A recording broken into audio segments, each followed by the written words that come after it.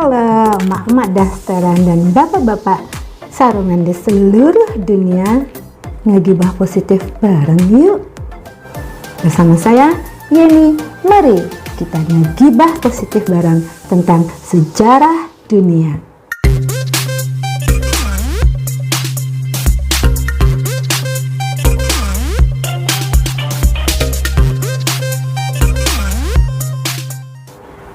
Kejatuhan Marcus Antonius dan Cleopatra diawali dengan kekalahan mereka pada Perang Aktion yang terjadi pada tanggal 2 September hingga 3 September tahun 31 sebelum Masehi. Armada perang laut Cleopatra memang lebih banyak daripada armada perang laut Octavianus. Tapi sebagian besar dari mereka bukanlah angkatan perang terlatih, malah sebagian besar dari mereka adalah armada kapal barang. Sementara pasukan Octavianus adalah pasukan tentara terlatih. Pada perang Aktion tersebut, Cleopatra telah memperkirakan bahwa ia akan mengalami kekalahan karena keterbatasan skill dari armada perangnya.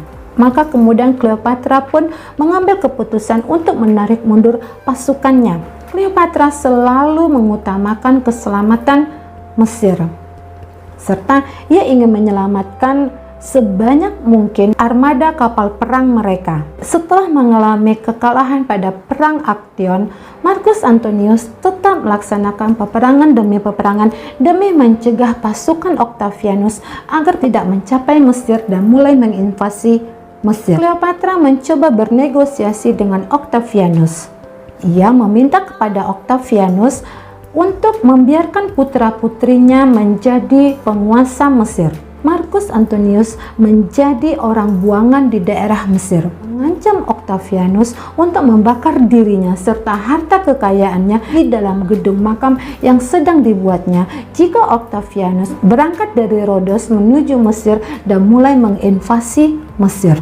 Negosiasi antara Cleopatra dan Octavianus pun berjalan buntu, hingga akhirnya Octavianus pun mengambil keputusan untuk meninggalkan Rhodos, markas pasukannya, dan berangkat ke Mesir untuk menginvasi dan menguasai Mesir. Menyikapi pergerakan Octavianus menuju Mesir, Marcus Antonius tetap berperang melawan pasukan-pasukan Octavianus yang mulai memasuki kawasan Mesir.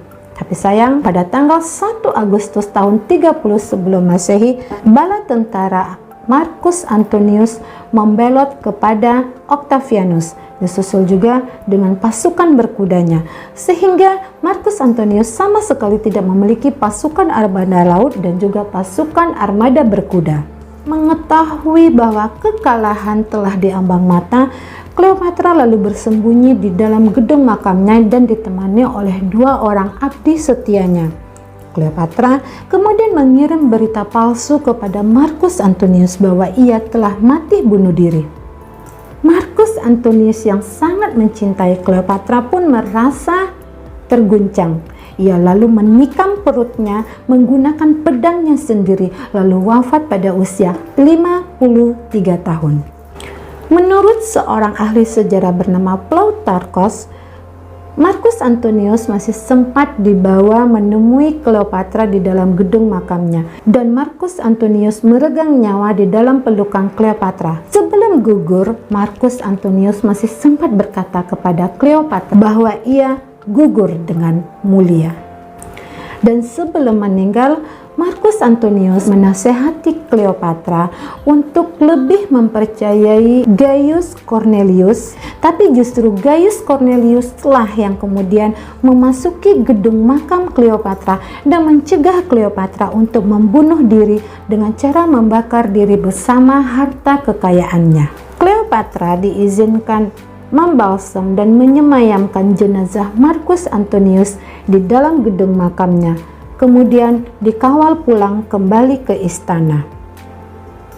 Octavianus pun akhirnya berhasil memasuki kota Alexandria, menduduki istana Alexandria, serta menawan 3 orang anak Cleopatra yang masih kecil-kecil. Sejarawan Romawi bernama Titus Livius mengatakan pada saat Cleopatra dan Octavianus berhadap-hadapan, tanpa tedeng aling-aling Cleopatra berkata kepada Octavianus, "Aku tidak bersedia diarak dalam pawai kemenanganmu." Pada saat itu, Octavianus berjanji akan tetap membiarkan Cleopatra hidup, tapi tidak menjelaskan apa-apa tentang akhir dari kerajaan Wangsa Ptolemaios. Ketika diberitahu oleh para mata-matanya bahwa Cleopatra akan diberangkatkan ke Romawi 3 hari lagi bersama ketiga orang anaknya, Cleopatra pun segera bersiap-siap untuk bunuh diri, karena ia sama sekali tidak bersedia untuk diarak di hadapan rakyat Romawi dalam pawai kemenangan Octavianus seperti yang telah dialami oleh mendiang adiknya, yakni Arsinoe IV. Cleopatra bunuh diri dan wafat pada tanggal 10 atau 12 Agustus tahun 30 sebelum Masehi, tapi tidak diketahui dengan pasti penyebab kematian Cleopatra. Dan juga tidak diketahui secara pasti di mana Cleopatra meninggal, di istana atau di gedung makamnya. Konon kabarnya Cleopatra mati ditemani oleh 2 abdi setianya yang bernama Erias dan Karmion, yang juga diduga mati bunuh diri bersama Cleopatra. Octavianus sangat murka terhadap peristiwa ini karena ia sudah bercita-cita untuk membawa Cleopatra dan menjadikan Cleopatra sebagai tontonan halayak ramai dalam pesta kemenangannya di kota Romawi nanti. Tapi Octavianus tetap menghormati jenazah Cleopatra dan mengizinkan agar Cleopatra dimakamkan sesuai dengan adat istiadat kerajaan. Cleopatra pun kemudian dimakamkan sebelah menyebelah dengan makam Marcus Antonius di dalam gedung makamnya. Olympus, tabib pribadi Cleopatra, tidak mengatakan secara pasti penyebab kematian Cleopatra. Tapi khalayak umum percaya bahwa Cleopatra telah termakan racun yang diraciknya sendiri. Setelah sebelumnya ia membiarkan dirinya dipatuk oleh seekor ular kobra Mesir. Menurut Cassius Dio, Cleopatra mencucukkan jarum ke dalam tubuhnya. Sedangkan menurut Strabo, Cleopatra bunuh diri dengan cara mengoleskan semacam balsam beracun kepada dirinya. Memang ada tanda-tanda bekas luka tusuk kecil di tubuh Cleopatra, tapi sama sekali tidak ada tanda-tanda bahwa itu adalah gigitan ular. Semua dugaan tentang penyebab kematian Cleopatra berdasarkan penggunaan racun terhadap tubuhnya tidaklah mengherankan, mengingat semasa hidupnya Cleopatra adalah pemuja ilmu pengobatan dan dia tentu paham sekali cara membuat racun. Yang mana kabarnya pada saat Cleopatra bersembunyi di dalam gedung makamnya setelah mendengar berita kedatangan Octavianus ke Mesir, ia mulai mencoba meramu banyak jenis racun dan menjadikan pelayan serta prajuritnya sebagai alat uji coba dari keampuhan racun-racun buatannya tersebut. Setelah kematian Cleopatra, Kaisarion yang sebelumnya sempat dilarikan oleh Cleopatra ke arah Mesir Hulu dipanggil kembali ke Mesir oleh Octavianus. Kaisarion sempat menjabat sebagai Firaun Mesir selama 18 hari atas perintah Octavianus. Tapi kemudian Kaisarion dijatuhi hukuman mati oleh Octavianus pada tanggal 29 Agustus tahun 30 sebelum Masehi.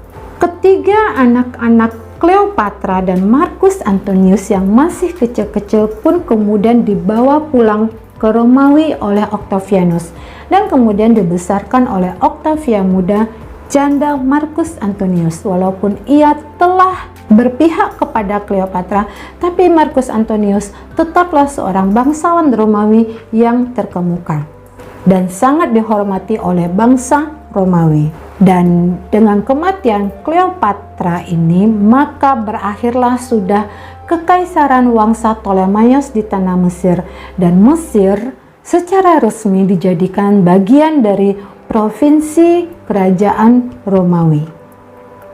Nah, mak-mak dasteran dan bapak-bapak sarongan di seluruh dunia, dari kisah pernikahan Cleopatra dan Marcus Antonius ini kita dapat menyimpulkan bahwa pernikahan mereka berdasarkan keinginan mereka untuk menguasai dunia dari timur hingga barat. Tapi Tidak dapat kita sangkal bahwa Marcus Antonius jatuh cinta yang amat sangat terhadap Cleopatra.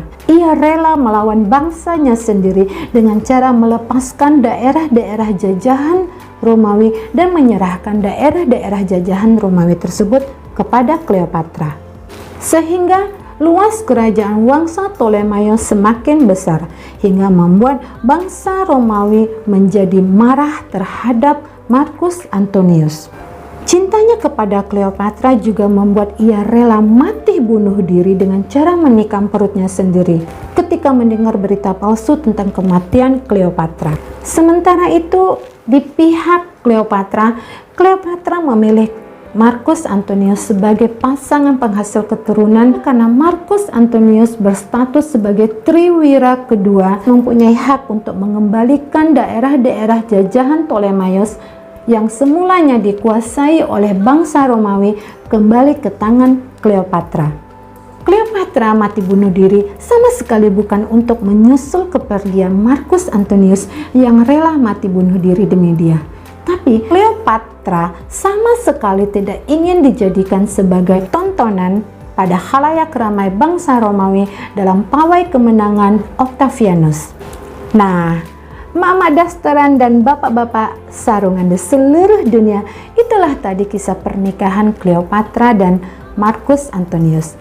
Kalau kamu punya informasi tambahan tentang hal ini, boleh banget olet-olet di kolom komentar. Sekian video gibahan positif kali ini. Sampai ketemu di video gibahan positif berikutnya. Saya Yeni, pamit undur diri. Dadah.